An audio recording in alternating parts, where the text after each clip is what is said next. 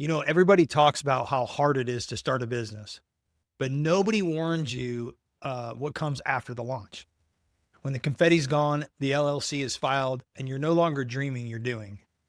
That's when you realize running a business is a whole different game than starting one.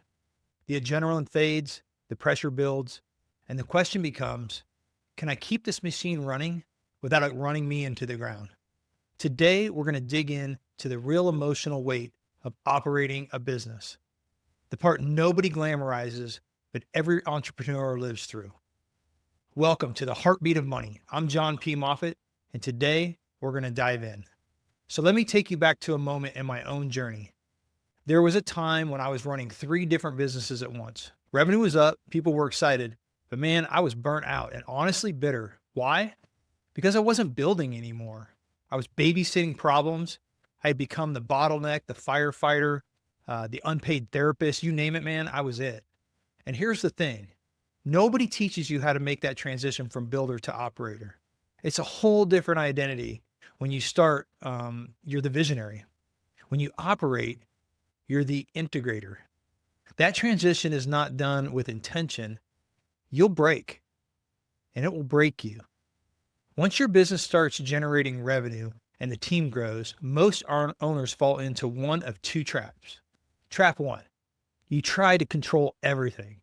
You're afraid to let go. You still answer every email, fix every client issue, approve every invoice. You become the engine, the wheel, the gas, the pedal, and the brake. But here's the truth. If your business can't run without you, you don't own a business, you own a job. And that job will consume your time, your health, and your relationship. Trap 2, you check out too early. On the flip side, some owners try to scale by handing over operations without any structure. They hire a manager or get a software tool and think, cool, I'm out. But without systems, delegation, it just becomes chaos. You end up with more confusion, more mistakes, and less control than before.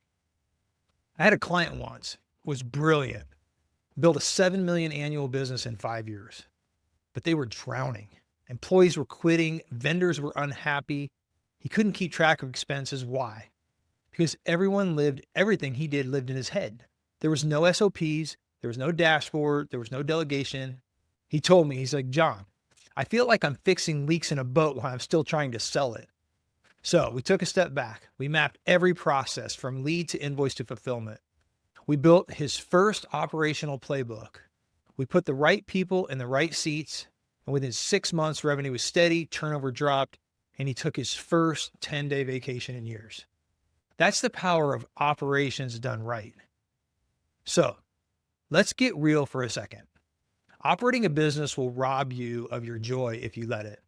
And for a lot of people, this is when burnout really starts, not during startup, not when you're hustling and sleeping on the floor, but later, when the business is running and the one who's breaking is you.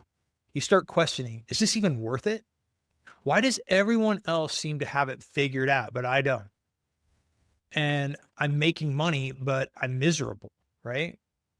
This is just physical burnout, not just physical burnout. It's spiritual burnout. You lose your sense of why. And I'll take you right now. I'll tell you right now, this is the moment where every entrepreneur quit their own company quietly. They stop leading, they stop dreaming, and they just manage and drift. So what's the solution? I'm telling you, it's not sexy. It's not a new funnel or a new viral ad. It's alignment and optimization. And here's what I teach in my value framework. Number 1, operational audit. Start with what's real, what's working, what's broken. What are you still doing that someone else should be doing? Number 2, automate and systemize. Use tools to automate repetitive tasks, payroll, onboarding, marketing, emails. Let tech work for you, not the other way around. And then team role clarity is number 3. Map every role, assign clear responsibilities. No more, I thought you were going to do this type of conversations.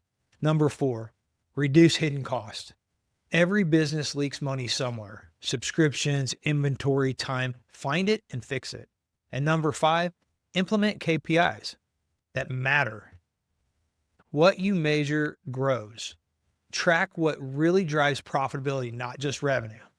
And If you're like, John, I don't really know where to start, that's a sign you need a rest, not another sprint.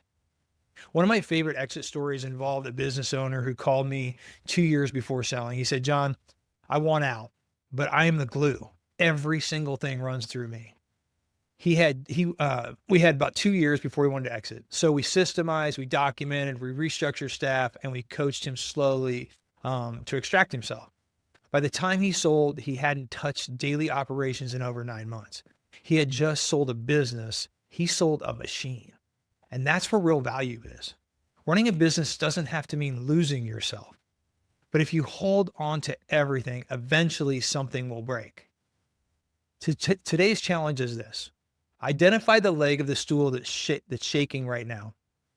Is it the emotional exhaustion, the mindset misalignment, or the spiritual grip that you won't let go? You're not alone. You're not crazy. And you don't have to keep burning to just keep it going. So subscribe, share this episode. If you're ready to get to business in your soul and survival mode, visit nextstagewealth.com. Let's build a system of peace for you. And guess what? Next week, we're going to wrap up this series. It's even a deeper one yet. It's the emotional spirit and weight of exiting your business and stepping into legacy. So once again, thank you for joining me on the Heartbeat of Money, where we focus on the spiritual mind and heart of the business. And I hope this episode hits you at home.